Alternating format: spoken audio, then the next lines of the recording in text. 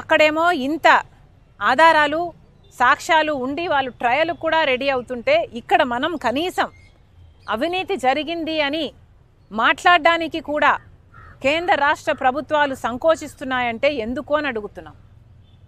ఈరోజు కేవలం చంద్రబాబు గారు బీజేపీతో కూటమి కట్టారు కాబట్టి, అదాని బీజేపీ మనిషి కాబట్టి ఈరోజు మాట్లాడడానికి కూడా భయపడుతున్నారు అంటే ఇక మీరు వీళ్ళ మీద యాక్షన్ తీసుకుంటారు అన్న నమ్మకం మీరు ప్రజలకు ఎలా కలిగిస్తారు?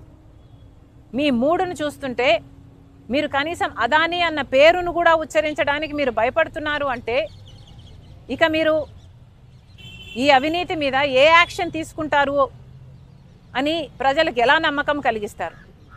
అసలు మీరు యాక్షను ఎంక్వైరీ చేయకపోతే, యాక్షనే తీసుకోకపోతే ఇక ఈ డీలు క్యాన్సిల్ అవుతుంది అన్న నమ్మకం ప్రజలకు ఎలా కలుగుతుంది? ఈ డీలు క్యాన్సిల్ అవ్వకపోతే ఈ డీల్లో నష్టపోయేది ఎవరండి? ప్రజలు కదా. ఈ బిల్లులు కట్టాల్సింది ప్రజలు కదా. ఇంత అత్యధికంగా అధిక రేటుకు కరెంటు కొంటాము అని జగన్మోహన్ రెడ్డి గారి ప్రభుత్వం సంతకాలు పెట్టి అది అదాని పవర్ దగ్గర నుంచి కొంటే ఈ అధిక మొత్తం చెల్లించాల్సింది ఆంధ్ర రాష్ట్ర ప్రజలు. మరి వాటి గురించి ఏం చేస్తున్నారు? ఎవరు ఆలోచన చేస్తున్నారు? అధికారంలో ఉన్న వాళ్ళు ఎందుకు మాట్లాడటం లేదు? చంద్రబాబు గారి పార్టీయే ఆ రోజుల్లో పయావులు కేశవ్ అనుకుంటా, అప్పుడు ఫైనాన్స్ మినిస్టరా, ఓకే, ఆయన గారే ఈ డీల్ జరుగుతున్నప్పుడే అవినీతి జరుగుతుంది అని చెప్పటం జరిగింది. పదే ఎన్ని మీడియా సమావేశాలలో ఎన్నిసార్లు అవినీతి జరుగుతుంది, ₹99 పవర్ కొనొచ్చు, అయినా కూడా పక్క రాష్ట్రంలో ₹99 కొంటుంటే జగన్మోహన్ రెడ్డి గారు మాత్రం ₹2.49 డీలు కుదుర్చుకున్నారు. ఇది అన్యాయం. ఏ బేసిస్ మీద ఈ డీలు కుదుర్చుకున్నారు? ఎవరితో సంప్రదింపులు చేశారు?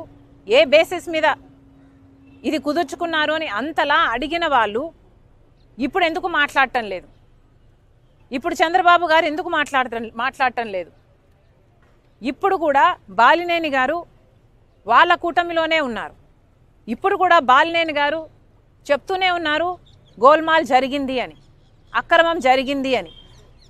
మరి మీ కూటమిలో ఉన్న వాళ్ళే అక్రమం జరిగింది అని ఇప్పుడు చెప్తున్నారు. అప్పుడు కూడా ప్రెస్ మీట్లు పెట్టి ఉద్యమం చేసేంత లెవెల్లో మీరు మాట్లాడారు. మరి ఏ యాక్షన్ అయినా ఎందుకు తీసుకోవటం లేదు అని అడుగుతున్నాం.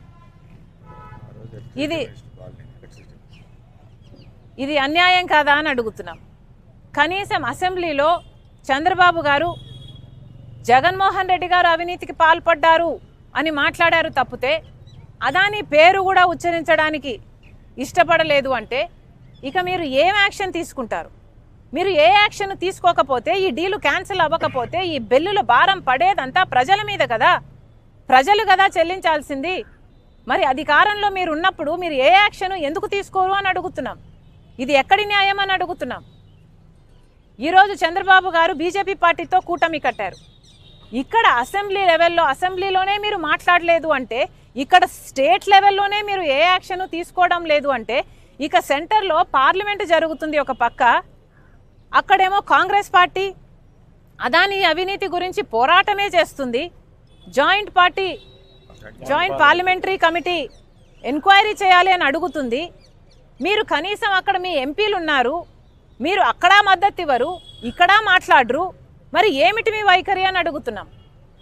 అదానిని మీరు కూడా నెత్తిన పెట్టుకుంటున్నారనే కదా అర్థము.